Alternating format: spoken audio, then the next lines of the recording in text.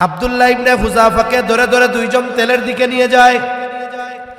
এতক্ষণ সব কিছু স্বাভাবিক, এখন আব্দুল্লাহ ইবনে হুযাফা কান্না শুরু করছে, চোখ দিয়া পানি পড়ে। মানুষ কিন্তু সব সময় কষ্টে কান্না করে এমন নয়, বরং অনেক সময় মানুষ আফসোসে কান্না করে, অনেক সময় মানুষ আনন্দেও কান্না করে। ওরা ভাবছে ভয়ে কাঁদতেছে, মরার ভয়ে। বাদশারে বলে, বাদশাহ ভয় পেয়ে গেছে মনে হয়, কাঁদতেছে, এখন প্রস্তাব দেন, এখন হয়তো মাইনা নিবে। বাদশাহ বলে, আব্দুল্লাহ দাঁড়াও, কান্না করো কেন? মরার ভয় হয়, প্রিয়জনের কথা মনে হয়। আব্দুল্লাহ ইবনে হুযাফা বলে, না বাদশাহ, না না, আমি মৃত্যুর ভয়ে কান্না করি না। তাইলে কান্দো কে? বলে, বাদশাহ আমার মালিক, আমার রব আমাকে একটা জীবন দিয়েছে, একটা জীবন। এই এক জীবন আমি একবার আল্লাহর জন্য কোরবান করতে পারবো, একবার আমি শহীদ হতে পারবো, একবার আমি কোরবান হতে পারবো। কিন্তু আমার মন চায়, আমার আল্লাহ যদি আমার শরীরের লোম সম পরিমাণ হায়াত আমারে দিত, জীবন আমারে দিত, তাহলে আমি একবার নয় বারবার আমার জীবন আল্লাহর জন্য কোরবান করতে পারতাম। কাঁদতেছি, বেটা মরতে পারবো একবার, দ্বিতীয়বার মরার চান্স নাই, এই দুঃখে কাঁদতেছি। কারণ যারা শহীদ হয় আল্লাহর রাস্তায়, আল্লাহ তাআলা তাদের ব্যাপারে বলেন, ওয়ালা তাকুলু লিমান ইউকতালু ফি সাবিলিল্লাহি আমওয়াত বাল আহইয়াউ ওয়ালাকিন লা তাশউরুন। আল্লাহ তাআলা জানায় দেন, যারা আল্লাহর জন্য জীবন উৎসর্গ করে শহীদ হয়, তোমরা তাদের মৃত বলো না, বরং তারা জীবিত।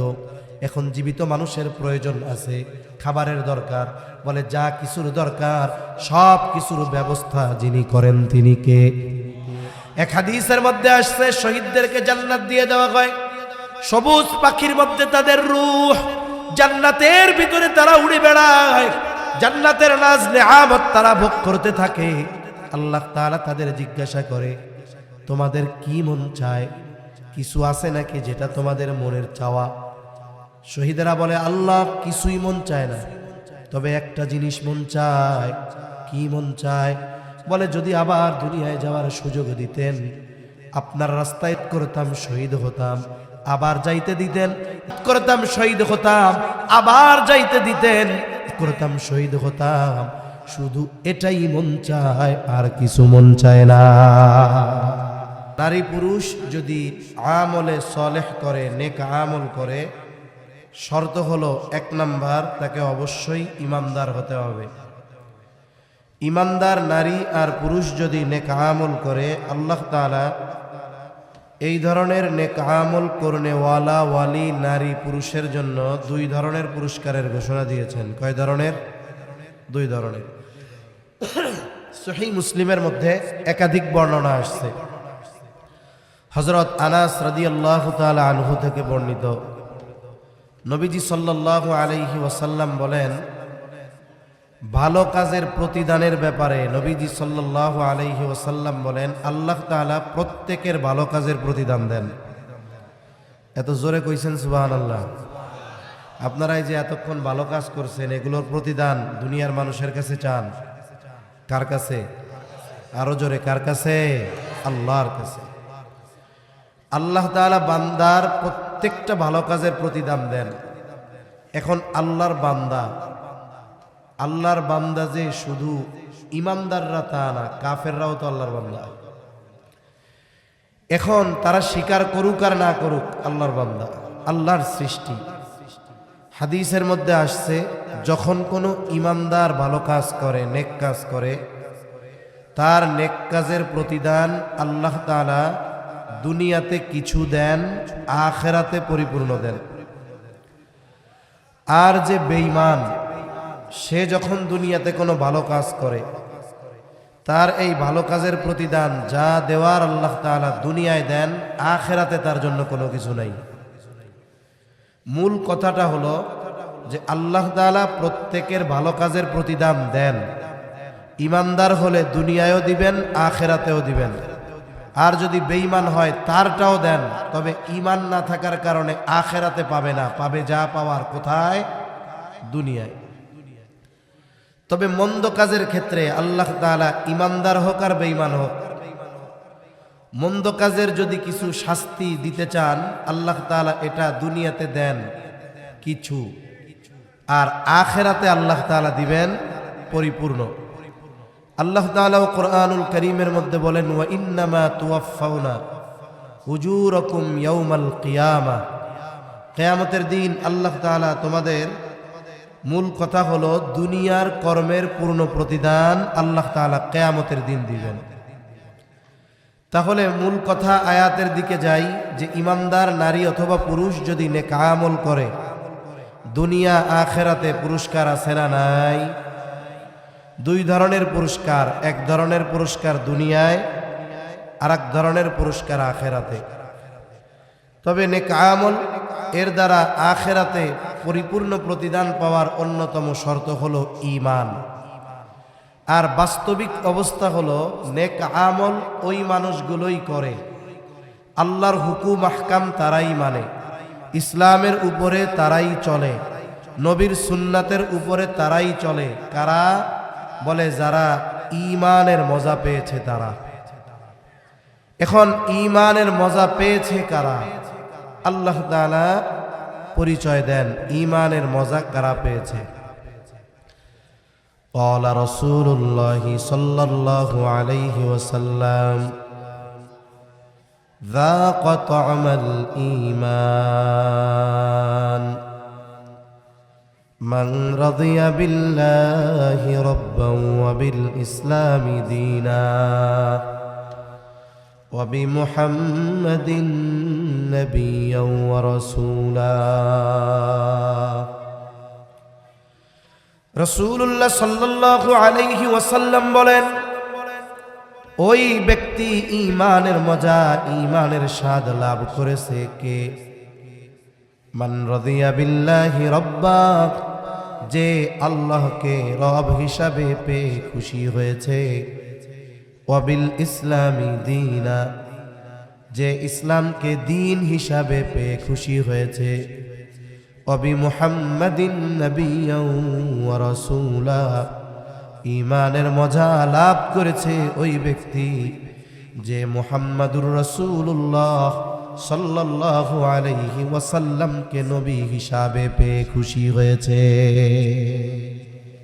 এই তিন জিনিস পেয়ে আমরা কারা কারা খুশি? হাত উঁচা করি। নারায়ে তাকবীর, নারায়ে তাকবীর। মাশাআল্লাহ, সজাগ আছেন, বোঝা গেল। ঈমানের পরিপূর্ণ স্বাদ পয়গম্বর আলাইহিমুস সালামের পরে লাভ করেছে সাহাবায়ে কেরাম। সাহাবায়ে কেরাম ঈমানের মজা কেমন পেয়েছে? বলে তাদের ঈমান একদিকে, গোটা দুনিয়ার সব কিছু আর একদিকে। তারা সব কিছু ছাড়তে রাজি, তবু তারা ঈমান ছাড়তে রাজি না। ঈমানের মজা তারা এমন পেয়েছে, দুনিয়ার জুলুম অত্যাচার তাদেরকে ঈমান গোপন পর্যন্ত করতে দেয় নাই। ঈমান ত্যাগ বহুদূর, ঈমানের মজা এমন পেয়েছে যে তারা বিপদের কঠিন সময়ও ঈমানটাকে গোপন করে নাই। রাসূল আকরাম সাল্লাল্লাহু আলাইহি ওয়াসাল্লামের সাহাবী হযরত বেলাল রাদিয়াল্লাহু তাআলা আনহু কত মর্যাদাবান একজন সাহাবী, অথচ তিনি ছিলেন গোলাম। আল্লাহর কাছে দামি হওয়ার জন্য কোটিপতি হওয়া লাগে না, সুন্দর হওয়া লাগে না, উচ্চ বংশের হওয়া লাগে না। আল্লাহ তাআলার কাছে দামি হওয়ার মতো কাজ যে করতে পারে, সে যদি কালো হয়, নিম্ন বংশ আর নিম্ন বর্ণের হয়, আল্লাহ তাআলা তার দামটা বাড়ায় দেয়। বেলালের দাম কত বাড়ছে যে নবীজি মেরাজে গেছে, জান্নাত জাহান্নাম আল্লাহর নবী দেখছে, জান্নাতের মধ্যে নবীজি বেলালের পায়ের আওয়াজ শুনতে পাইছে। সুবহান। এই বেলাল ঈমানের মজা পাইছে। বেলাল ছিল উমাইয়ার গোলাম, কাফেরদের অন্যতম এক নেতা উমাইয়া। তার গোলাম ছিল হযরত বেলাল রাদিয়াল্লাহু তাআলা।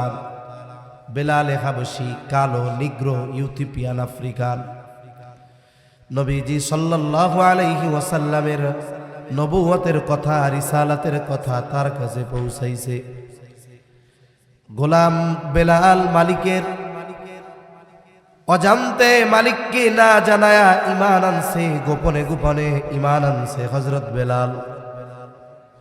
ঈমানের নূর হলো এমন এক নূর, এটাকে হযরত বেলাল আর গোপন রাখতে পারে নাই। একটা সময় উমাইয়ার কানে পৌঁছায়া গেছে। উমাইয়া জেনে গেছে আমার গোলাম বেলাল ঈমান আনছে। এখন তো গোলামের মাসালা নাই, বলে গোলাম হলো এমন, গোলামের নিজের কোনো ইচ্ছা নাই, গোলামের ইচ্ছাটাও নির্ভর করে তার মনিবের উপরে। এই যে দেখেন, আমরা হলাম কার গোলাম? জোরে গণ, আরো জোরে বলেন, কার গোলাম?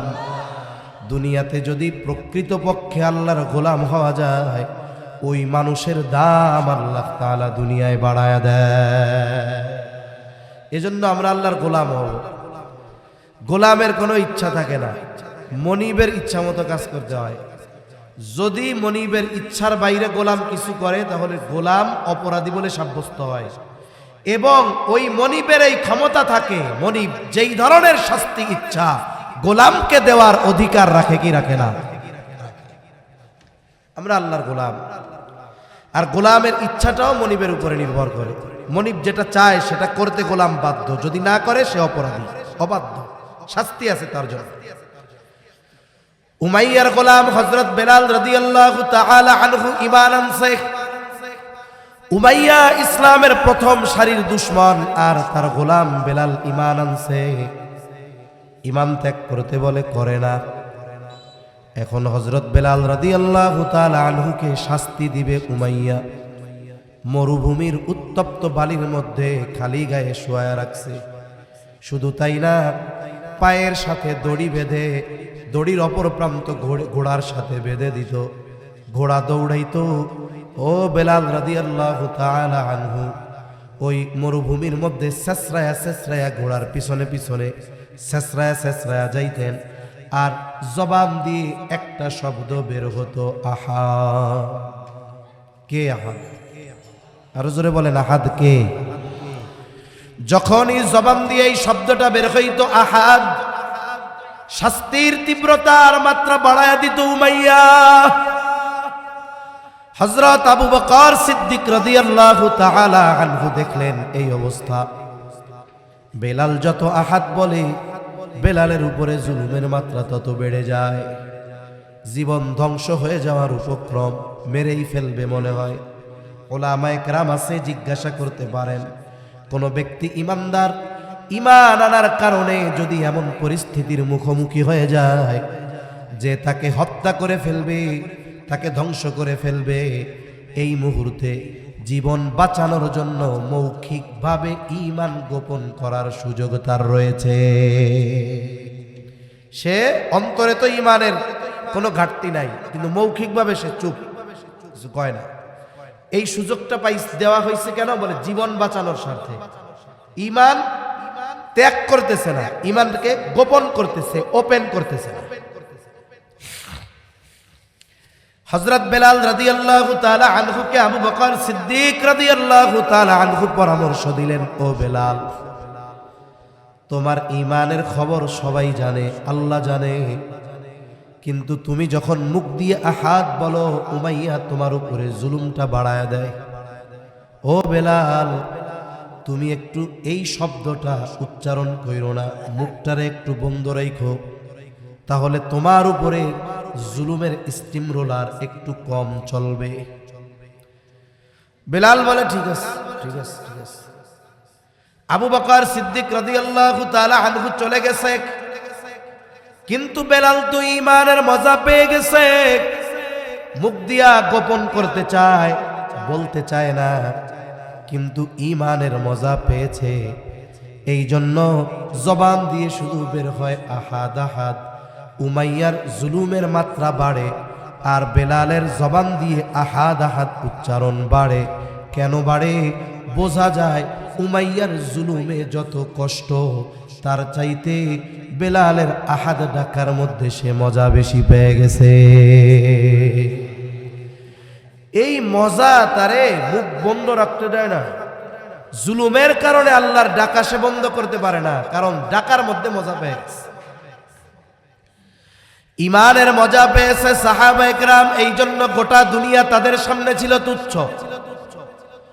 গোটা দুনিয়ার ক্ষমতা সম্পদের প্রলোভন দিয়ে, মৃত্যুর ভয় দিয়েও তাদেরকে ঈমান থেকে এক চুল পরিমাণ নড়ানো যায় নাই। ঈমান থেকে নড়ানো তো বহুদূর, এক চুল পরিমাণ ঈমানকে গোপনও করানো যায় নাই। রাসূলুল্লাহ সাল্লাল্লাহু আলাইহি ওয়াসাল্লামের একজন সাহাবী, নাম হলো আব্দুল্লাহ ইবনে হুযাফা রাদিয়াল্লাহু তাআলা আনহু। ইতিহাসের একাধিক কিতাবে এই ঘটনা আসছে। ইতিহাসের অন্যতম এক কিতাব আল বিদায়া ওয়ান নিহায়ার মধ্যেও আসছে এই ঘটনা। বাদশাহ আব্দুল্লাহ ইবনে হুযাফাকে নিজের পাশে এনে বসায়, বলে, আব্দুল্লাহ, তোমাকে দেখবার পর তোমার প্রতি আমার একটা ভালোবাসা, একটা সফট কর্নার তৈরি হয়ে গেছে। আমি চাই তোমার সাথে শত্রুতার সম্পর্ক নয়, তোমার সাথে আমার একটা হৃদ্রতার সম্পর্ক হোক, ভালোবাসার সম্পর্ক হোক, দীর্ঘদিনের একটা সম্পর্ক হোক। তবে আব্দুল্লাহ, তোমার আমার মধ্যে এই সম্পর্কের ক্ষেত্রে একটা জিনিস বাধা হয়ে দাঁড়ায় গেছে।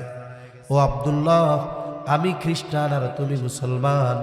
আমি যেটা চাই, তুমি খ্রিস্ট ধর্ম যদি ত্যাগ করো, তাইলে তোমাকে আমি আমার কাছের মানুষ বানায় নিব। হত্যা তো করবই না, তুমি হয়ে যাবে আমার কাছের মানুষ, একান্ত আপনজন। তুমি চিন্তা করতেছ তুমি ধর্ম ত্যাগ করবা আর এলাকায় যাবা, তোমারে ছাড়বে না, টেনশনের কারণ নাই, কোথাও যাওয়া লাগবে না তোমার।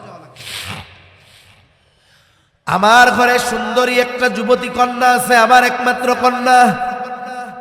এই কন্যা আমি তোমার সাথে বিবাহ দিয়েছি। বিবাহের দিন গোটা রোম সাম্রাজ্যের অর্ধেক আমি তোমার নামে লিখে দিব, আর আমার মৃত্যুর পর তুমি বাকি অর্ধেকের মালিক হয়ে যাইবা। তুমি হবা এই বিশাল সাম্রাজ্যের একচ্ছত্র অধিপতি। কি পাইবা? জান বাঁচবো, আমার কাছের মানুষ হইতে পারবা, সাথে সাথে আমার মেয়ের বিবাহ করতে পারবা, সাথে সাথে নগদে পাবা অর্ধেক, মারা যাওয়ার পরে বাকি পুরা এই সাম্রাজ্যের মালিক তুমি। সব কিছু দিমু, শর্ত কি? ঈমান ছাড়তে হবে। কি ছাড়তে হবে জোরে বলেন? গ্রহণ করতে হবে কুফরি, ছাড়তে হবে ঈমান। সাহাবায়ে কেরামের কাছে এই দুনিয়ার সবচাইতে প্রিয়, পছন্দের, মুহাব্বতের যেই জিনিস, সেটার নাম হলো ঈমান। কি জোরে বলেন? আর সবচাইতে ঘৃণার যেই জিনিস, সেটার নাম হলো কুফরি আর আল্লাহর নাফরমানি। সবচেয়ে অপছন্দের জিনিস কুফরি, সবচাইতে পছন্দের জিনিস ঈমান। আচ্ছা, আমি যদি আপনারে প্রস্তাব দিই বা আপনি যদি আমাকে প্রস্তাব দেন, আমি যদি আপনার এই কথা বলি যে আপনার সবচাইতে পছন্দের জিনিসটা আমাকে দিবেন, বিনিময়ে আপনাকে কি নিতে হবে? যেটাকে আপনি সবচেয়ে অপছন্দ করেন। এইরকম প্রস্তাব আমি অথবা অন্য কেউই যদি আমাদের কাউকে দেয়, এই প্রস্তাব আমরা কেউ মাইনা নিব? উল্টা ওর উপরে মেজাজ গরম হবে না? ওরে পিটাইতে মন চাবে না? যে আমার সবচাইতে পছন্দেরটা চাও আর বিনিময়ে আমারে দিবা সবচাইতে ঘৃণা যেটা করি এইটা, তাই না? সাহাবায়ে কেরামের কাছে ঈমান এত প্রিয় যে এই ঈমান যে প্রিয়, এটার সাক্ষ্য স্বয়ং দিয়েছেন আল্লাহ। কে জোরে বলেন? আরো জোরে বলেন কে? আল্লাহ তাআলা বলেন, ওয়া'লামু আন্না ফীকুম রাসূলাল্লাহি লাউ ইউতিউকুম ফী কাসীরিম মিনাল আমরি লা'আনিতুম ওয়ালাকিন্নাল্লাহা হাব্বাবা ইলাইকুমুল ঈমান ওয়া যায়্যানাহু ফী কুলুবিকুম ওয়া কাররাহা ইলাইকুমুল কুফরা ওয়াল ফুসুকা ওয়াল ইসয়ান। সাহাবায়ে কেরামের জন্য, সাহাবায়ে কেরামের কাছে সবচাইতে প্রিয় বস্তুর নাম হলো ঈমান। সবচাইতে ঘৃণা আর অপছন্দের জিনিসের নাম হলো কুফর, আল্লাহর নাফরমানি। এই ঈমানকে সে কিনতে চায়, ত্যাগ করতে বলে কুফরিকে গ্রহণ করার মাধ্যমে। আপনার আমার মেজাজ গরম হবে, আর এই প্রস্তাবের পরে সাহাবা একরামের মেজাজ গরম হবে না, এটা হতে পারে না। কোন দরবারে বসা আছে, কে সামনে, এগুলো দেখার কোনো টাইম নাই। আব্দুল্লাহ ইবনে খুজাফা বাদশার কথা শুনতেছে, আর রক্ত গরম হচ্ছে, শরীরের লোম কূপ দিয়ে ঘাম বের হওয়া শুরু হয়ে গেছে। কথা শেষ, আব্দুল্লাহ ইবনে খুজাফা বসা ছিল, উঠে দাঁড়ায় গেছে। কারণ যখন কোনো মানুষের রাগ হয়, শুইয়া থাকলেও সে লাফ দিয়ে দাঁড়ায় যায়, ঠিক না? এমন হয় না যে রাগ হইলে সে সুন্দর মতো কম্বলের তলে চলে যায়, এটা মানুষ খুব কম করে। কিন্তু যদি বিনা কারণে রাগ হয়, তাহলে দাঁড়ানো থাকলে বসা, বসে থাকলে শুয়ে পড়া, এটা দরকার, তাহলে রাগ কমে যায়। আব্দুল্লাহ ইবনে খুজাফা দাঁড়ায় গেছে, চোখগুলো রক্তবর্ণ হয়ে গেছে, রাগে ক্ষোভে লোমকূপ দিয়ে ঘাম বের হচ্ছে। বাদশার দিকে ফিরে রক্ত চক্ষুতে তাকিয়ে ঈমানি আওয়াজে উচ্চ কণ্ঠে বলতেছে, এই রোমের কুকুর, তুই কি দুনিয়ার বিনিময়ে আমার ঈমান কিনতে চাস? তুই শুনে রাখ, এ তো তোর সামান্য রোম সাম্রাজ্য। তুই যদি আমাকে গোটা দুনিয়ার মালিকও বানায় দেস, তুই শুনে রাখ, আমি আমার ঈমান তোর কাছে বিক্রয় করব না। এরা তো গোটা দুনিয়ার বিনিময়েও ঈমান দিতে চায় না। নির্বাচন আইতেছে, সকালে এক কাপ চা, রুটি আর বিড়ি একটা পান, ঈমান বেচছে এক মার খায়, বিকেলে বেচবো আর এক মার খায়, ঠিক কিনা বলেন? ঈমান আমরা তো চা আর বিড়িতেই বিক্রি করে দিই। চা আর পান আর বিস্কিটে আমাদের ঈমান বিক্রি হয়ে যায়। অথচ রোম সাম্রাজ্যের প্রস্তাব ঈমানের উপরে অটল। হেকমতও দেখায় নাই, একটু মৌখিক গোপন কইরা বাদশা হইয়া যায়, এরপরে যা করার করব নেই, এটাও করে নাই। কারণ ঈমানের মজা পাইছে, ওই ঈমান গোপন করার ইচ্ছাও তাদের। রোমের মানুষ কোনোদিন এটা স্বপ্নেও দেখে নাই, স্বপ্নেও দেখে নাই যে কোনো মানুষ তাদের বাদশার সামনে উঁচু আওয়াজে কথা বলতে পারে আর ধমক দিতে পারে, এটা তো স্বপ্নেও দেখবে না।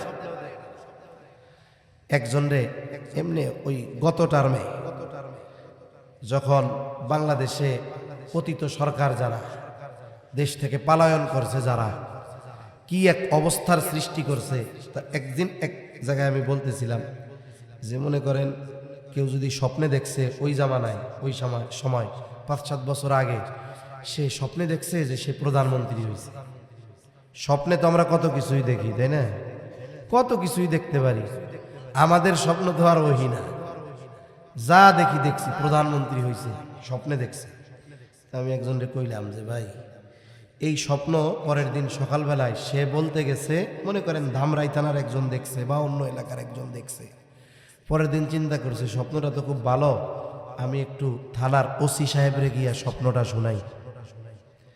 এখন ওসি সাহেবের কাছে যায়, ওসি সাহেব কি হয়েছে? একটা স্বপ্ন দেখছি, আপনারে শোনাইতে আসছি। কি স্বপ্ন? তো স্বপ্নে দেখছি যে আমি বাংলাদেশের প্রধানমন্ত্রী হয়ে গেছি। তা আমি কইলাম যে বলেন তো ওর অবস্থা কি হবে? কয় ওসি ওরে পিটাবে আর কবে তুই স্বপ্নে দেখলি, এছাড়া অন্য কোনো স্বপ্ন দেখতে পারোস নাই? প্রধানমন্ত্রী হইছস বেটা, স্বপ্নে এটা দেখছস? তার মানে মানুষের অবস্থা এমন হয়ে গেছে, ঠিক মতো স্বপ্ন দেখাও বিপদ ছিল, ঠিক না? তার রোমের মানুষ কোনোদিন স্বপ্নেও দেখে নাই, কল্পনাও করে নাই যে তাদের বাদশাকে কেউ ধমক দিয়ে কথা বলতে পারে। এইরকম অনাকাঙ্ক্ষিত, অকল্পনীয় কোনো বিষয় যখন বাস্তবে পরিণত হয়, তখন অনেক সময় মানুষ হতবম্ব, নির্বাক হয়ে যায়, কিংকর্তব্য বিমূঢ় হয়ে যায়। কি হইল এইটা, এই নিয়ে চিন্তা ভাবনা করতে কিছু মুহূর্ত তার অতিবাহিত হয়ে যায়। এক ধমকে গোটা দরবার নিশ্চুপ, বাদশাহ হতবাক। কি হইল? ও চিন্তা করছে এত বড় প্রস্তাব দিছি, এই প্রস্তাব কেউ ফিরায় নাকি? বাদশাহ এক ধমকে হতবাক, রাগে ক্ষোভে অন্দরমহলে চলে গেছে, ভেতরে গিয়ে ফরমান পাঠায়া দিছে। কত বড় স্পর্ধা! আমার মুখের উপরে, আমার হাতে বন্দি, আমার উপরে ধমক দিয়া কথা কয়, ইমানের বড়াই দেখায়, ইমানের পাওয়ার দেখায়। যা ওকে জেলখানার মধ্যে বড়, খাবারও দিবা না, পানিও দিবা না, দেখি ওর ইমানের এই পাওয়ার কতক্ষণ থাকে। ডাক্তারকে নির্দেশ দিয়ে দিয়েছে, ও ডাক্তার, খোঁজ খবর রাখবা, যখন দেখবা অবস্থা বড় খারাপ, খানা পানি না হইলে অবস্থা খারাপ হয়ে যাবে, জানাইবা। ঐতিহাসিকেরা লিখে, জেলখানার মধ্যে আব্দুল্লাহ ইবনে হুযাফা 1 সপ্তাহ পার হয়ে গেছে, খাবারও নাই, পানিও নাই।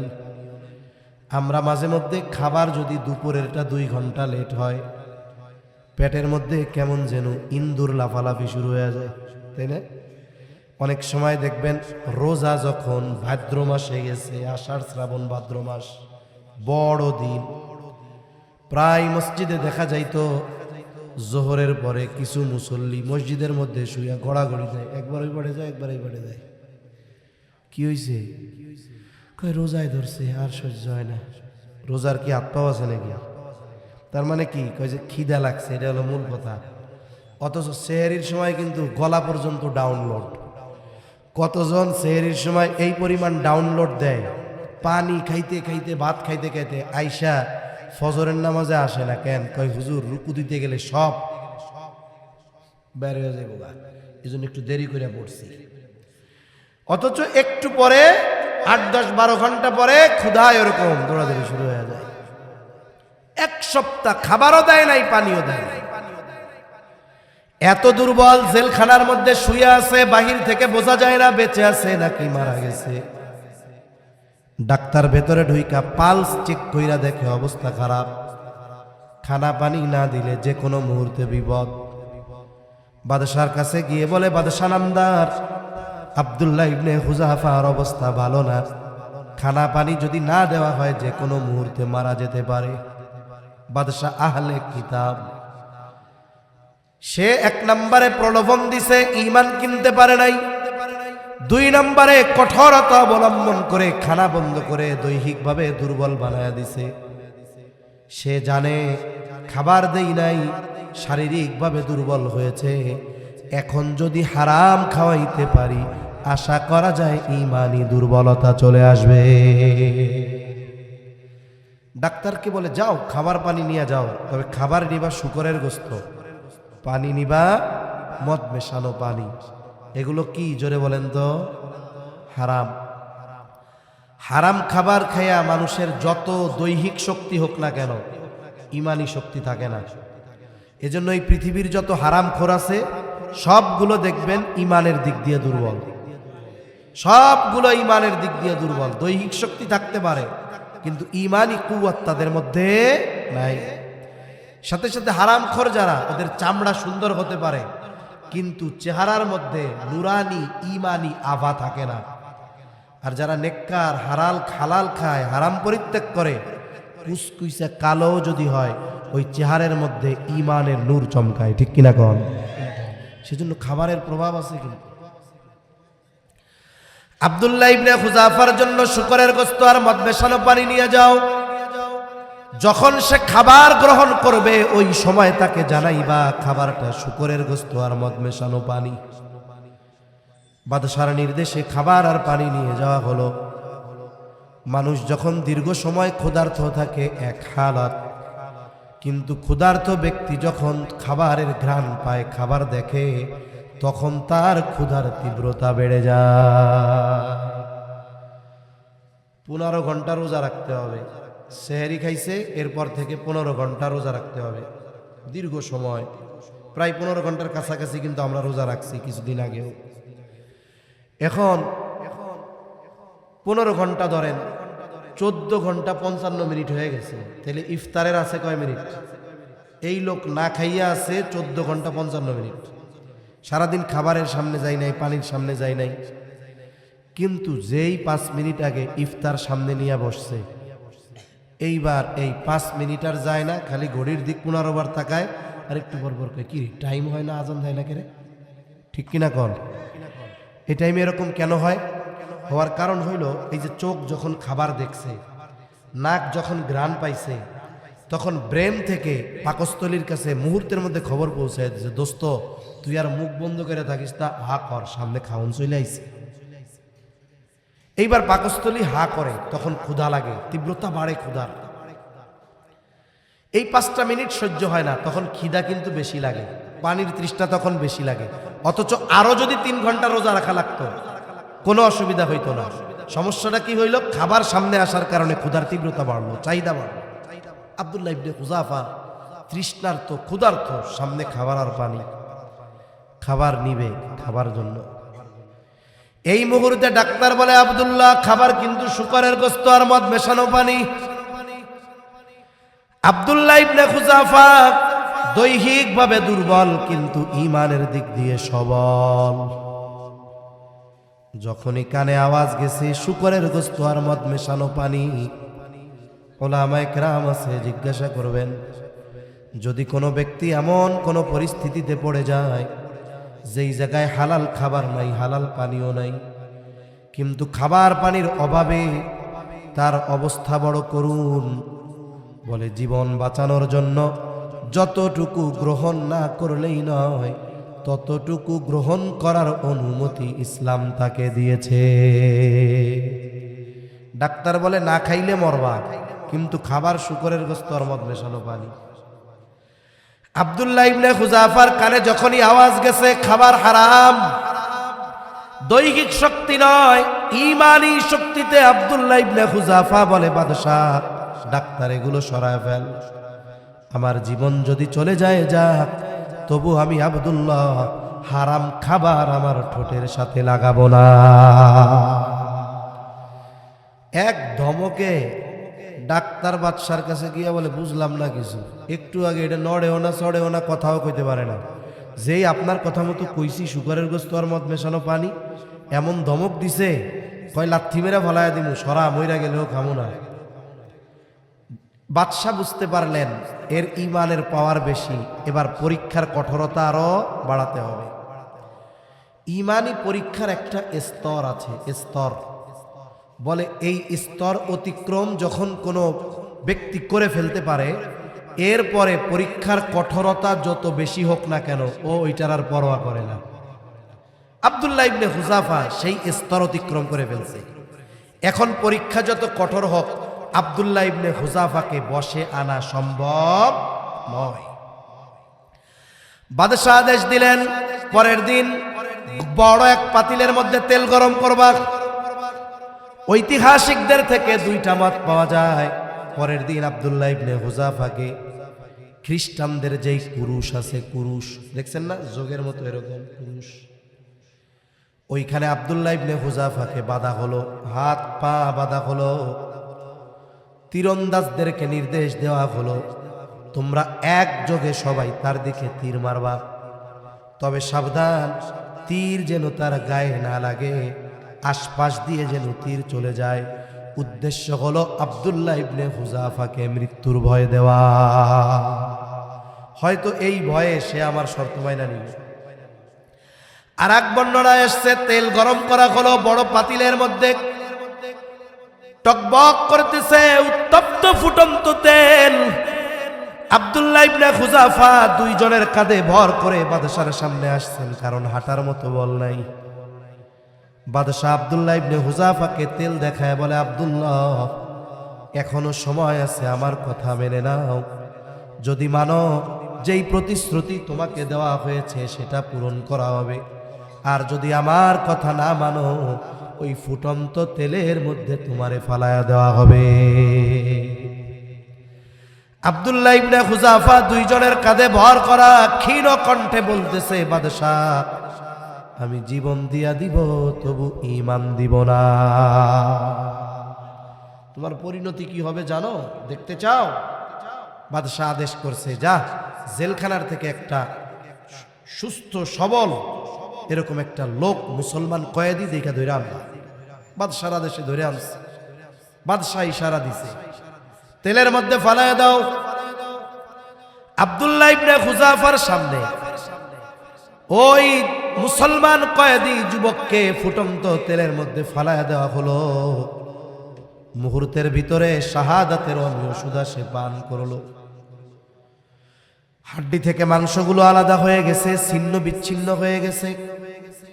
আব্দুল্লাহ ইবনে হুযাফাকে বলে, আব্দুল্লাহ, এই পরিণতিও তোমার হবে।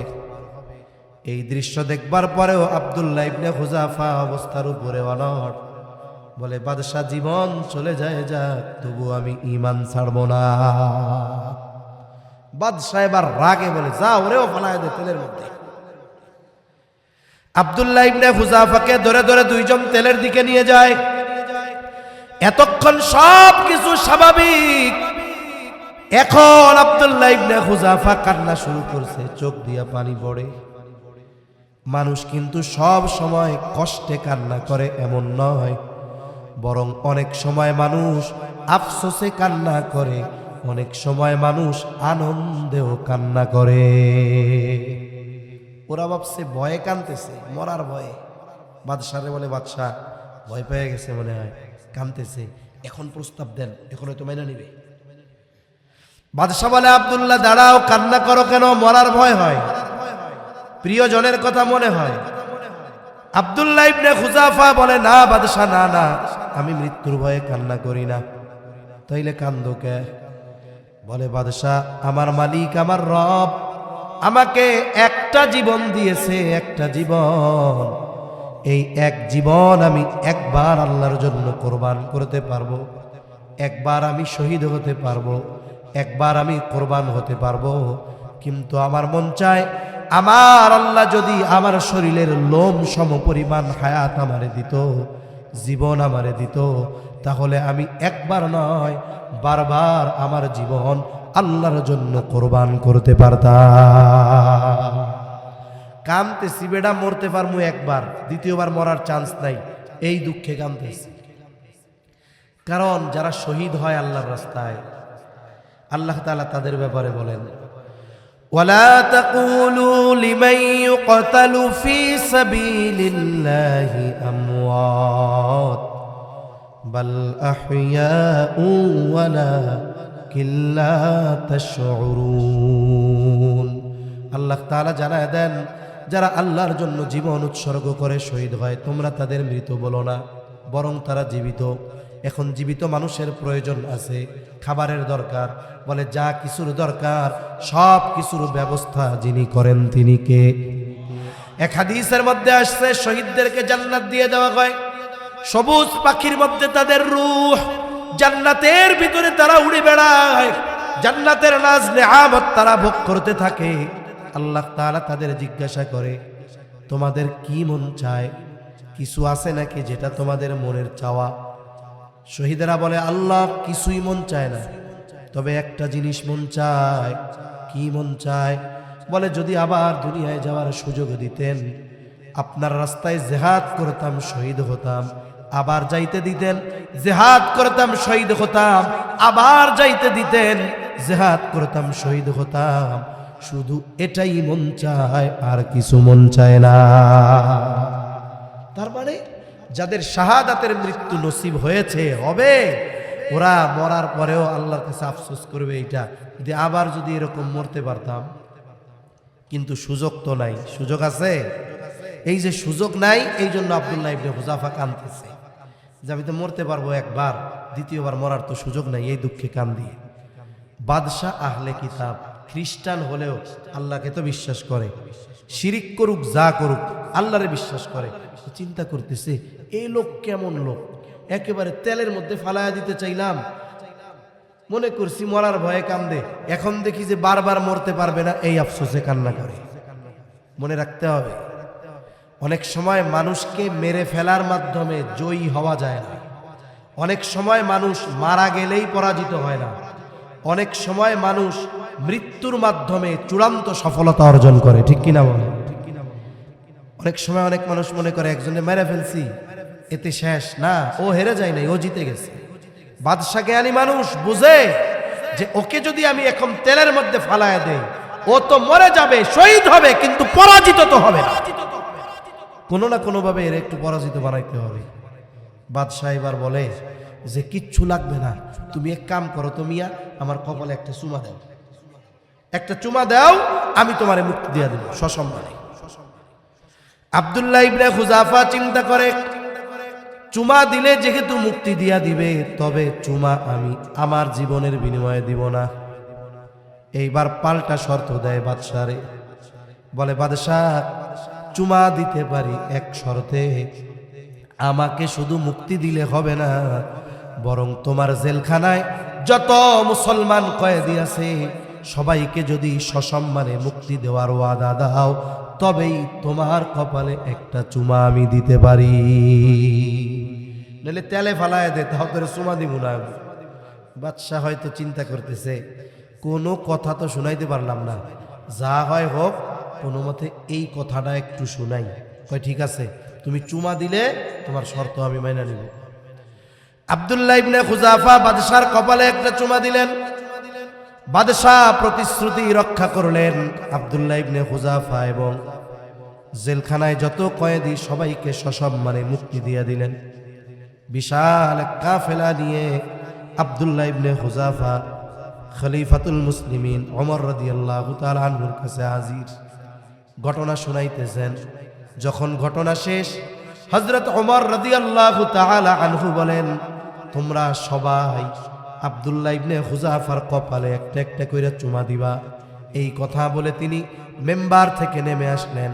সর্বপ্রথম তিনি নিজে আব্দুল্লাহ ইবনে হুযাফার কপালে, জোরে বলেন তারা কি?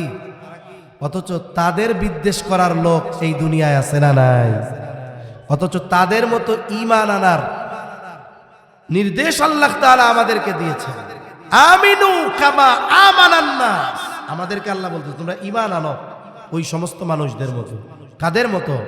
সব মুফাসসিরিনে কেরাম একমত, সাহাবায়ে কেরামের মতো তোমরা ঈমান আনো। যাদের ঈমানের উপমা আল্লাহ দেন, যাদের ঈমান কত প্রিয় এই ঘোষণা আল্লাহ দেন। অথচ আমরা অনেক সময় দেখি ওয়াজের চেয়ারে বসে, মসজিদের মেম্বারে বসে দাঁড়িয়ে তাদের সমালোচনা করে, এদের বুকের মধ্যে বিন্দু পরিমাণ কম্পন আসে না। আল্লাহ এদেরকে সহি বুঝ দান করেন। আব্দুল্লাহ ইবনে হুযাফার ঈমান কেমন? দুনিয়ার প্রলোভন দিয়ে ঈমান থেকে তাকে টলানো যায় নাই, শাস্তি দিয়ে খাবার বন্ধ করে ঈমান থেকে টলানো যায় নাই, সাক্ষাৎ মৃত্যুকে কেমন যেন সামনে এনে মৃত্যুর ভয় দিয়ে ঈমান থেকে টলানো যায় নাই। বলে কেন যায় নাই? ঈমানের স্বাদ এই পরিমাণ তারা পেয়েছে, জীবন চলে যায় যাক, জীবনের সামনে, ঈমানের সামনে একটা জীবন নয়, তাদের হাজার জীবন তুচ্ছ। কেন পেল তারা এই ঈমানের স্বাদ? বলে ঈমানের স্বাদ পাওয়ার অন্যতম কারণ রাদিয়া বিল্লাহি রাব্বা, এরা তো আল্লাহকে রব হিসাবে পেয়ে খুশি হয়েছে, ইসলামকে দিন হিসাবে পেয়ে খুশি হয়েছে, মুহাম্মাদুর রাসূলুল্লাহ সাল্লাল্লাহু আলাইহি ওয়াসাল্লামকে নবী হিসাবে পেয়ে খুশি হয়েছে। ওনারাও খুশি, আমরা খুশি হইছি কি হই নাই? সবাই খুশি হইছি। তবে সব খুশি মুখ দিয়া প্রকাশ করলে হয় না। সব খুশি দাঁত খিলখিল করে হাসি দিলেও খুশির প্রকাশ হয় না। কিছু খুশির প্রকাশ কর্মের মাধ্যমে দেখাতে হয়। আর এই যে খুশি, আমি আল্লাহকে রব হিসাবে পেয়ে খুশি, ইসলামকে দিন হিসাবে পেয়ে খুশি, মুহাম্মাদুর রাসূলুল্লাহকে নবী হিসাবে পেয়ে খুশি, এটা শুধু মুখ দিয়ে বললে হবে না, বরং এটা আমল কর্মের মাধ্যমে খুশির বহিঃপ্রকাশ করতে হবে। এখন আসল খুশি তাইলে কে? বলে যে রবের সকল হুকুম আহকাম মেনে চলে, রব যেটা করতে বলছে করে, রব যেটা নিষেধ করেছে সেটা থেকে বিরত থাকে। বলে এই ব্যক্তি মূলত আল্লাহকে রব হিসাবে পেয়ে খুশি হয়েছে। মুখ দিয়া বললেই হবে না, রবের হুকুম আহকাম যে মেনে চলে সেই রব হিসাবে আল্লাহকে পেয়ে খুশি হয়েছে। এখন ইসলাম পেয়ে আমরা খুশি। এখন মনে করি আমি ইসলাম মুসলমান, আমার ধর্ম ইসলাম, এতটুকুতে খুশি হলে তো হবে না। ইসলাম আমার জীবনের পারতে পারতে, পদক্ষেপে পদক্ষেপে, মুহূর্তে মুহূর্তে ইসলাম থাকতে হবে, ঠিক কিনা বলে? অথচ আমার ব্যক্তিগত জীবনেও ইসলাম নেই, পারিবারিক জীবনে নাই, রাজনৈতিক জীবনে নাই, সামাজিক জীবনে নাই, রাষ্ট্রীয় জীবনে নাই। আরে রাষ্ট্রীয় জীবন তো আছে, পরে রাখেন, আগে তো আমার ব্যক্তিগত জীবনে ইসলাম নাই। রাষ্ট্রীয়ভাবে ইসলাম প্রতিষ্ঠিত করার প্রচেষ্টা দোয়া অব্যাহত রাখতে হবে, কিন্তু এর আগে আমি যে দোয়া করতেছি আমার মধ্যে তো ব্যক্তিগত ইসলাম থাকতে হবে, এটাও তো আমার মধ্যে নেই। এজন্য যারা এই উসুলের উপরে চলে যে রাষ্ট্রীয়ভাবে ইসলাম প্রতিষ্ঠা হলে আমরা পরিপূর্ণ ইসলাম মানব, তাদের এই মূলনীতি ভুল। ইসলাম আমি না মেনে, পরিবারকে না মানিয়ে, সমাজকে না মানিয়ে রাষ্ট্রীয়ভাবে ইসলাম প্রতিষ্ঠা, এটা বড় কঠিন, ঠিক কিনা বলেন? এটা বাস্তব, মানেন আর না মানেন। তাহলে আমাকে ইসলামের উপরে চলতে হবে, তবেই বোঝা যাবে যে আমি ইসলাম পেয়ে খুশি। আমার মধ্যে সুন্নাত থাকতে হবে, সুন্নাত নবীর আদর্শ থাকতে হবে, সিরাত সুরাত থাকতে হবে, তাহলেই বোঝা যাবে আমি মুহাম্মদ সাল্লাল্লাহু আলাইহি ওয়াসাল্লামকে নবী হিসাবে পেয়ে খুশি।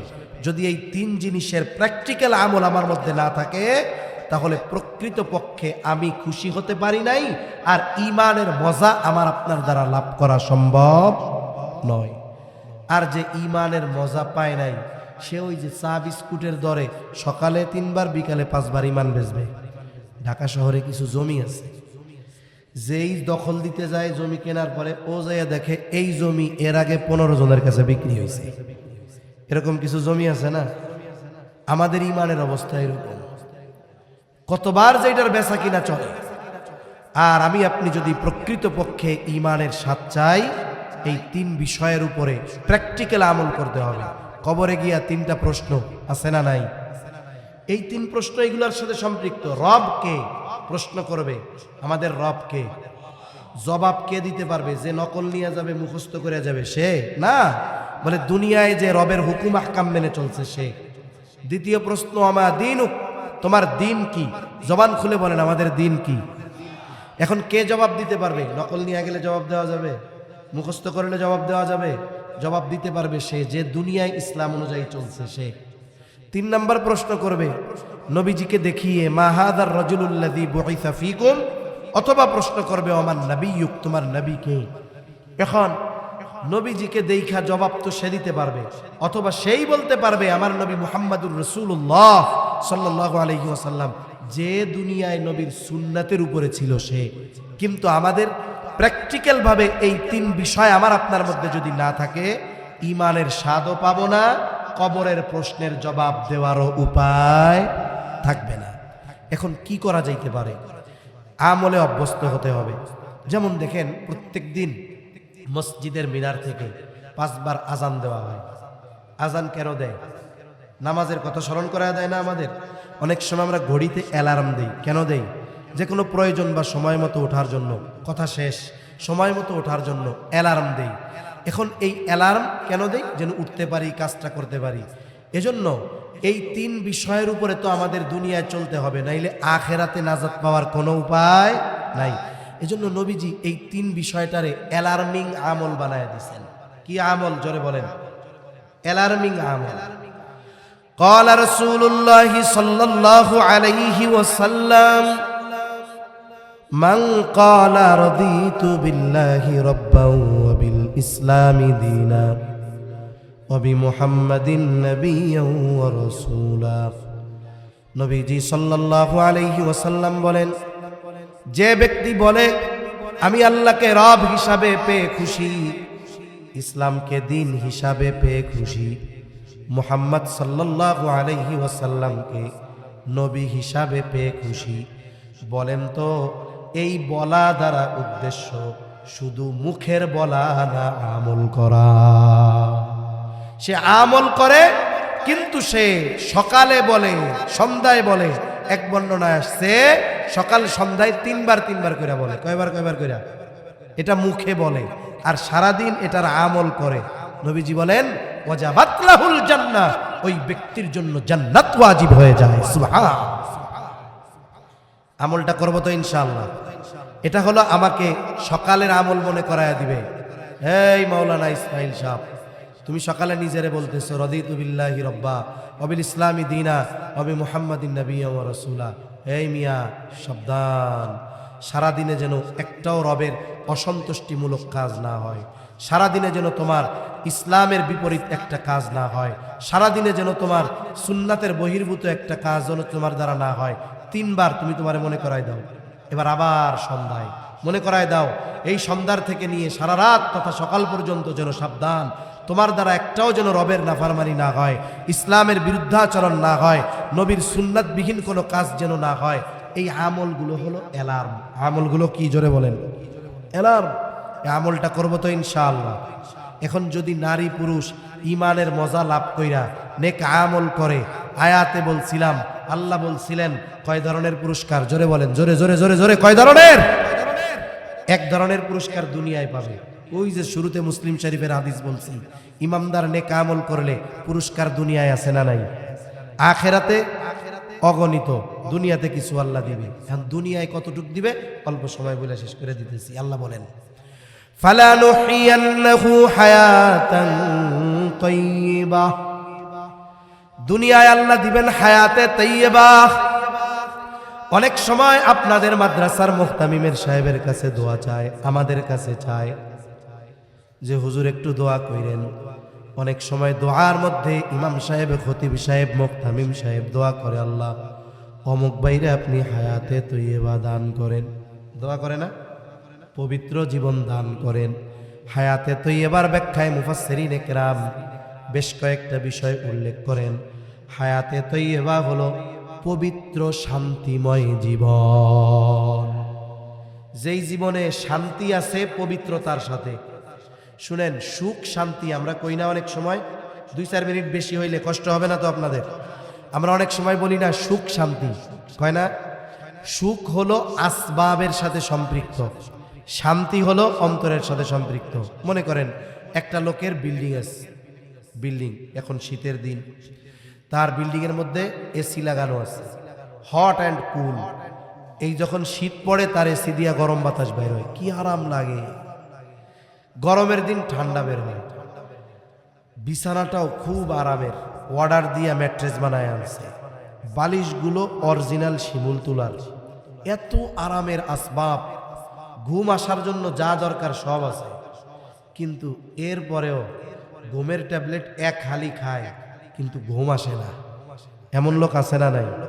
বলেন তো, এর কি সুখের আসবাবের অভাব আছে? অভাব নাই তো, কিন্তু ঘুম আসে না কেন? শান্তি নাই। কি নাই জোরে কোন? সব আছে, টাকা পয়সা ধন দৌলত, কিন্তু পোলাটা মাদকাসক্ত। সব আছে, ওই বাপ মার শান্তি আছে। আর একজনের বাড়ি হলো কেমন জানেননি? শীত নাই গরম নাই, টপ টপ করে পানি পড়ে। ছোটবেলা একটা কবিতা পড়ছিলাম, জসিমউদ্দিন, আসমানি রে দেখতে যদি তোমরা সবে চাও, রহিমউদ্দির ছোট্ট বাড়ি রসুলপুরে যাও।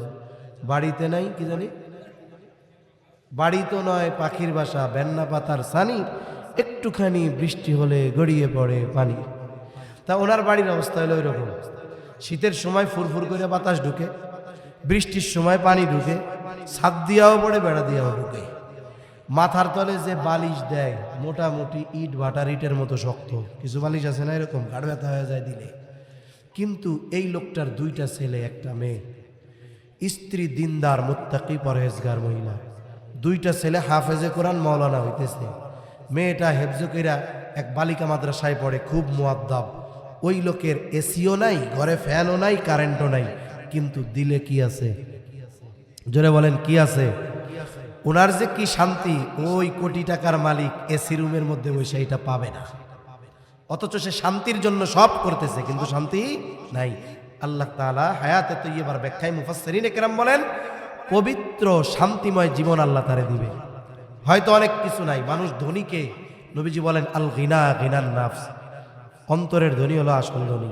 আল্লাহ তাআলা ওই রকম ধনী তারে বানায় দিবে। এরপরে আল্লাহ কি দিবে? অমুখাপেক্ষী জীবন দিবে, অমুখাপেক্ষী জীবন। তার মানে সে আল্লাহর কাছে মুখাপেক্ষী হবে, কোনো মানুষের কাছে সে মুখাপেক্ষী হবে না। এই দুনিয়ায় অভাব কার বেশি? কোন যে যত বড় লোক বেশি, অভাব তার বেশি। আমাদের দেশে অনেক গার্মেন্টস ফ্যাক্টরির মালিক আছে না, মানে এটা হলো ওনাদেরকে আলাদা করে উদাহরণ দিয়ে বোঝানোর জন্য বলতেছি। অনেকের ইতিহাস টেলিভিশনে শোনায়, মোবাইলে শোনায় যে আমি যখন ঢাকায় এসেছি আমার কিছুই ছিল না। তা কি করছো তুমি ওই সময়? কয় এসে আমি এক ভাইয়ের অধীনে চাকরি দিলাম দৈনিক 200 টাকা বেতনে। কি শিখছো ওই জায়গায়? কয় ওই জায়গায় আমি গেঞ্জির কাটিং ফিটিং এগুলো শিখছি। কয় বছর? 2 বছর থাকছি। এরপরে কি করছে? এরপরে চিন্তা করেছি এখন আমার নিজেকে একটা কিছু করতে হবে। এবার আমি যেহেতু এই লাইনে 2 বছরের অভিজ্ঞতা, আমি নিজে একটা রুম নিয়ে ব্যবসা শুরু করছি। এরপরে আস্তে আস্তে ওই একটা মেশিন থেকে আজকে আমার ফ্যাক্টরিতে 10,000 মেশিন। বলে না এরকম? তার মানে কিছুই ছিল না, আজকে সে 1000 কোটি টাকার মালিক। কিন্তু করোনাকালীন সময় দেখলাম সবচেয়ে বড় মিসকিন ওইগুলা। শ্রমিকদের বেতন দেয় না, কয় আমাদেরকে যদি প্রণোদনা না দেওয়া হয় তাইলে আমাদের রাস্তায় বসতে হবে। মাইক নিয়ে এরকম বলছে না একজন 100 কোটি টাকা করে খরচ করে সিনেমা বানাইছে, ও ফকিন্নির মতো কইতেছে প্রণোদনা না দিলে আর ব্যবসা টিকবে না। তার মানে কি বুঝলেন? ওর এত থাকার পরেও ওর লোন 1000 কোটি টাকা, ওর ফকির হয়ে যাওয়ার ভয়, ঠিক কিনা কন? কিন্তু আল্লাহ তাআলা এই মানুষগুলোর অন্তরে এমন এক অবস্থা দিবে যে ওর যা প্রয়োজন আল্লাহ ব্যবস্থা করবে, মানুষের মুখাপেক্ষে আল্লাহ ওরে বানাবে না। ও সব সময় বলবে আলহামদুলিল্লাহ, আমার আল্লাহ আমারে ভালো রাখছে। এই অবস্থা আল্লাহ ওর মধ্যে সৃষ্টি করে দিবে। হাই হুতাশ আল্লাহ দিবে না। এরপরে কি দিবে? স্বল্পে তুষ্টতা আল্লাহ দান করবে। হায়াতে তৈয়বার অনেকগুলো ব্যাখ্যা। হযরত আলী রাদিয়াল্লাহু তাআলা আন, আব্দুল্লাহ ইবনে আব্বাস রাদিয়াল্লাহু তাআলা আন, প্রখ্যাত মুফাসসির মুজাহিদ রাহমাতুল্লাহি আলাইহি, আমি এনাদের সকলের কথাগুলো একসাথে শোনাইতেছি যে হায়াতে তৈয়বার ব্যাখ্যা কি। আরেক ব্যাখ্যা বলে স্বল্পে তুষ্টতা আল্লাহ তারে দান করবে। যে ব্যক্তি স্বল্পে তুষ্ট তার কোনো কষ্ট নাই। এরপরে কি দান করবে? বলে তারে ইবাদতে মজা দান করবে। এক বুজুর্গ বলেন ইবাদতের মজা হলো এমন এক জিনিস, এইটার মজা যদি দুনিয়ার বাদশারা বুঝতে পারত, আর এই ইবাদতের মজা কেড়ে নেওয়ার জন্য যদি যুদ্ধ করা লাগতো, দুনিয়ার বাদশারা যুদ্ধ করতে পিছপা হইতো না। এখন আমরা ইবাদতের মজা কেমনে বুঝাই আপনাদের?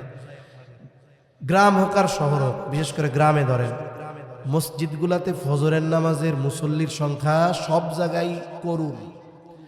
আর বিশেষ করে ফজরে যেই মুসল্লিরা আসে অধিকাংশ দাড়ি পাকা, চুল পাকা, চামড়া গোছানো, ঠিক মতো হাঁটতে পারে না। সব বৃদ্ধ বয়োবৃদ্ধ মানুষগুলো ফজরের নামাজের মুসল্লি। গরমেও তাদের কষ্ট, শীতের সময় হালকা শীতে কষ্ট। এরপরেও ওই মুরব্বী কঠিন শীতে ফজরের আজান যখন হয়েছে, পোলার সৌদি আরব থেকে পাঠানো পশমের কম্বলটা গার থেকে ফালায়া দিয়া সুন্দর মতো ঠান্ডা পানি দিয়ে ওযু করিয়া ঠান্ডার মধ্যে ঠক ঠক করে হাইটা মসজিদের মধ্যে চলে আসছে। এই যে মানুষটা আসছে না, ওনারে জিজ্ঞাসা করবেন ইবাদতে কি মজা। যদি উনি ইবাদতে মজা না পাইতো, এই কঠিন শীতের মধ্যে গরম বিছানা থেকে উঠে ঠান্ডা পানি দিয়ে ওযু করে ঠান্ডার মধ্যে হেঁটে মসজিদে আসতো। আল্লাহ তাআলা এগুলো দান করবে দুনিয়ায়। আখিরাতে কি দিবে? ওয়ালানাজজিয়ান্নাহুম আজরাহুম বিআহসানি মা কানু ইয়ামালুন। দুনিয়ায় যে আমল আমরা করি, এই আমল দিয়া যে সবচেয়ে বেশি আমল করে, নবী রাসূলগণ সাহাবায়ে কেরামের কথা তো ভিন্ন, সাধারণ আমরা যারা, আমাদের মধ্যে যারা সবচাইতে বেশি আমল করে, ওই আমল দিয়ে, আমলের বিনিময়ে জান্নাত পাওয়া বহুদূর, জান্নাতের ঘ্রাণও পাওয়া যাবে না। তবে আল্লাহ তাআলা যদি চান, ওরা দুনিয়ায় প্রাণাদনা চাইছে সরকারের কাছে, আল্লাহ চাইলে বান্দারে আখেরাতে প্রাণাদনা দিতে পারেন। কেমনে? বলে বান্দা তুই যা করছস এই আমলের প্রতিদান হিসাবে, আমলের তুলনায় অকল্পনীয় অগণিত গুণ উত্তম প্রতিদান হিসাবে আল্লাহ আমাদের দিবেন জান্নাত। সুবহানাল্লাহ। তাহলে জান্নাত যদি পেয়ে যাই, সফলতার আর কোনো কিছু বাকি থাকে? জোরে বলেন, বাকি থাকে? এজন্য সম্মানিত উপস্থিতি, আমলটা কি কইছি? সকাল সন্ধ্যা 3 বার নিজেরে নিজে স্মরণ করায়া দিব। রাদিতু বিল্লাহি রাব্বা ওয়া বিল ইসলামি দীনা ওয়া বি মুহাম্মদ সাল্লাল্লাহু আলাইহি ওয়াসাল্লাম নাবিয়্যান ওয়া রাসূলা। এই কথা স্মরণ করানোর সাথে সাথে সারা দিন তার সন্ধ্যা থেকে সারা রাত আমরা এই কথার উপরে নিজের জীবন পরিচালিত করব। ঈমানের মজা পাবো, আমল আল্লাহর কাছে পৌঁছাবে, হায়াতে তৈয়বা পাবো, আখিরাতে জান্নাত পাবো। আল্লাহ সুবহানাহু ওয়া তাআলা আমাদের সবাইকে কথাগুলো বুঝবার তৌফিক দান করেন। জবান খুলে বলেন আমিন, আরো আসতে বলেন আমিন। ওয়া আখিরু দাওয়ানা আনিল হামদুলিল্লাহি রাব্বিল আলামিন। আসসালামু আলাইকুম ওয়া রাহমাতুল্লাহি ওয়া বারাকাতুহু। والصلاة والسلام على خير خلقه محمد وعلى آله وأصحابه أجمعين. ربنا ظلمنا أنفسنا وإن لم تغفر لنا وترحمنا لنكونن من الخاسرين. ربنا آتنا في الدنيا حسنة وفي الآخرة حسنة وقنا عذاب النار. ربنا لا تزغ قلوبنا بعد إذ هديتنا وهب لنا من لدنك رحمة إنك أنت الوهاب. وأفوض أمري إلى الله إن الله بصير بالعباد. حسبنا الله ونعم الوكيل نعم المولى ونعم النصير. রব্বুল আলামিন, দীর্ঘ রাত পর্যন্ত দিনই আলোচনার পরে গুনাহ মাখা হাত আমরা তুলে ধরেছি। যে যেখান থেকে হাত উঁচু করেছে আমাদের বিগত জীবনের সব ধরনের গুনাহগুলো মাফ করে দেন। আল্লাহ, আমাদের আত্মীয় স্বজন দেশ বিদেশে যে যেখানে আছে মাফ করে দেন। যারা দুনিয়া ছেড়ে চলে গেছে আল্লাহ মাফ করে কবরগুলো জান্নাতের টুকরো বানায়া দেন। আল্লাহ, যারা অসুস্থ আছে সুস্থতা দান করেন আল্লাহ। অনেকে দোয়া চেয়েছেন, যে যে উদ্দেশ্যে দোয়া চেয়েছি সকলের মনের নেক চাওয়া নেক আশা কবুল করে নেন। খাস করে আল্লাহ এই মাদ্রাসা কবুল করে নেন, এলাকাবাসীকে কবুল করে নেন। মাদ্রাসার মোহাব্বতে আল্লাহ সব প্রাণোদিত হয়ে দুহাত উজাড় করে তারা দান করেছে আল্লাহ। যে যা দান করেছে সকলের দান সকলের সহযোগিতা আপনি কবুল আর মঞ্জুর করে নেন। সকলের মনের নেক চাওয়া নেক আশা কবুল করে নেন। আল্লাহ, এই দানের উত্তম প্রতিদান আপনি তাদের দুনিয়া আখিরাতে দান করেন। সাথে সাথে মাদ্রাসার আরো যত প্রয়োজনীয়তা আছে আল্লাহ আপনি গায়েবী খাজানা থেকে মিটানোর ব্যবস্থা করে দেন। মাদ্রাসার ওস্তাদ ছাত্র পরিচালনায় যারা আছে আল্লাহ কবুল আর মঞ্জুর করে নেন। এলাকাবাসীর অন্তরে মাদ্রাসার মোহাব্বত আরো বেশি বেশি করে ঢুকায়া দেন। আয় আল্লাহ, এই মাদ্রাসা সহ তামাম দুনিয়ার সকল মাদ্রাসাগুলো সকল ষড়যন্ত্র চক্রান্ত থেকে হেফাজত করেন। আয় আল্লাহ, যেই ছাত্ররা হাফেজে কোরআন হয়েছে ওদেরকে হক্কানি আলেম হিসাবে কবুল করে আনেন। কয়েকজন মুরব্বী কোরআন নিয়েছে আল্লাহ, শুদ্ধ তিলাওয়াতের সাথে সাথে কোরআনের আমলকারী হিসাবে তাদেরকেও সাথে সাথে আমাদের সকলকে আপনি কবুল আর মঞ্জুর করে নেন। রব্বুল আলামিন, খাস করে অনেক প্রবাসী ভাইরা দোয়া চেয়েছে আল্লাহ, সকলকে আপনি প্রবাসে ভালো রাখেন, সুস্থ রাখেন, ঈমান আমলের উপরে থাকার তৌফিক দান করেন। রব্বুল আলামিন, খাস করে তামাম দুনিয়ার মুসলমানদের জানমাল হেফাজত করেন। যেখানেই মুসলমানেরা মাজলুম আপনি তাদের জন্য সাহায্যকারী হয়ে যান। হায় আল্লাহ, আমাদের একে অপরের প্রতি হৃদ্রতা ভালোবাসা বাড়ায়া দেন। লোভ হিংসা অহংকার মুক্ত হৃদয় দান করেন আল্লাহ। রব্বুল আলামিন, অভাবীর অভাব দূর করে দেন। ঋণগ্রস্তের ঋণ পরিশোধের তৌফিক দেন। হারাম হালাল বেঁচে চলার তৌফিক দেন আল্লাহ। সকলকে বরকতময় প্রশস্ত রিজিক দেন। যারা বেকার আছে হালাল কর্মসংস্থানের ব্যবস্থা করে দেন। আল্লাহ, আমাদের রিজিক সংকীর্ণতা দিয়ে পরীক্ষা নিয়েন না। রব্বুল আলামিন, খাস করে আমরা যারা হাত উঁচু করেছি আমাদের মধ্যে হয়তো অনেকের মা নাই, অনেকের হয়তো বাবা নাই, অনেকে হয়তো নিজের হাতে মোহাব্বতের মা বাবাকে কবরে শোয়া রাখছে। হায় আল্লাহ, দুনিয়ার অপর প্রান্তে আমেরিকার খবর মুহূর্তের ভিতরে পাওয়া যায়, দেখা যায়। 3 হাত মাটির নিচে মোহাব্বতের মা বাবার কবরের খবর জানা যায় না, দেখা যায় না। আয় আল্লাহ, গুনার কারণে যদি কারো মা বাবার কবরে আযাব হয়, আমাদের মধ্যে যাকে পছন্দ, যারা আমল পছন্দ, আয় আল্লাহ তারা আমলের ওসিলায় ওই মা বাবার কবরগুলো জান্নাতের টুকরো বানায় দেন।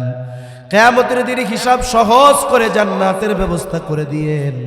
যাদের মা বাবা বেঁচে আছে সুস্থ দীর্ঘ অনেক হায়াত আল্লাহ আপনি দান করেন। রব্বুল আলামিন, যাদের সন্তান অবাধ্য আছে সন্তানগুলারে বাধ্য করে দেন। আল্লাহ, আমাদের স্ত্রী সন্তান আমাদের জন্য চক্ষু শীতলকারী হিসাবে কবুল করে নেন। আল্লাহ, মা বোনদের কবুল করে নেন, পর্দানিশীন বানায় দেন। 5 ওয়াক্ত নামাজ যথাযথভাবে আদায় করার তৌফিক দেন। খাস করে অনেক যুবক কিশোর তরুণরা আছে আল্লাহ, প্রত্যেকটা যুবককে ওমর, ওসমান, খালিদের মতো কবুল আর মঞ্জুর করে নেন। বেনামাজিদের নামাজি বানান, সুন্নাতবিহীন মানুষগুলারে আপনি সুন্নাতওয়ালা বানায় দেন। আয় আল্লাহ, আমাদের অন্তর আপনার আর আপনার হাবিবের মোহাব্বত দিয়ে আপনি ভরপুর করে দেন। রব্বুল আলামিন আমাদের দেশের উপরে খাস রহমত নাজিল করেন, আসমানি জমিনি সকল প্রকার বালা মুসিবত থেকে হেফাজত করেন। আয় আল্লাহ, দেশ নিয়ে ইসলাম নিয়ে ষড়যন্ত্র চক্রান্তে যারা লিপ্ত তাদের মুখোশ আপনি উন্মোচন করে দেন। আয় আল্লাহ, দ্বীনের ব্যাপারে দেশের ব্যাপারে দলমত নির্বিশেষে আমাদের ঐক্যবদ্ধ থাকার তৌফিক দেন। রব্বুল আলামিন সকল প্রকার পাপাচার অনাচার অশ্লীলতা থেকে বেঁচে থাকার তৌফিক ও হিম্মত দেন।